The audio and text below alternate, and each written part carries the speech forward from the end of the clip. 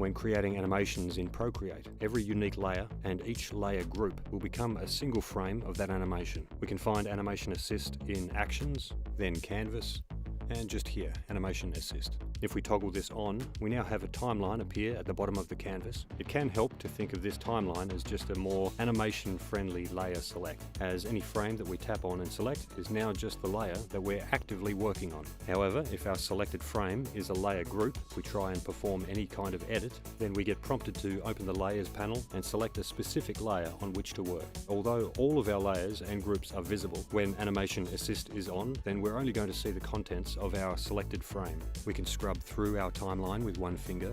Just here on the left, we can play back and pause our animation. And if we tap on a selected frame, we get the options to delete, duplicate, or hold a frame. We have these three frames here that are identical. We can delete these two duplicate frames.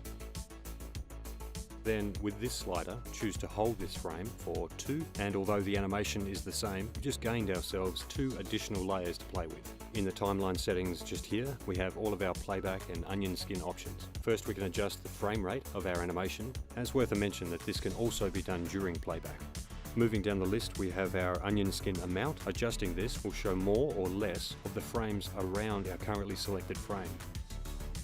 Below this, we can adjust the opacity of these onion skin frames. Here we have a toggle for blend primary frame, and it will render our selected frame as though it were an onion skin frame. Below this, we have a toggle to colorize our onion skins, which will show the frames ahead in green and the frames behind in red. And along the bottom, we have a few options for different types of playback. Just here, we can add a new blank frame to our timeline. We can move individual frames in our timeline with a brief hold, then drag and drop to place. The first and last frames of the timeline have the additional option to be set as an animation background or foreground, respectively. If we toggle this on, then the contents of this frame will be rendered persistently throughout the entire animation. And as always, we can tap with 4 fingers to quickly toggle full screen mode and get a better view of our canvas.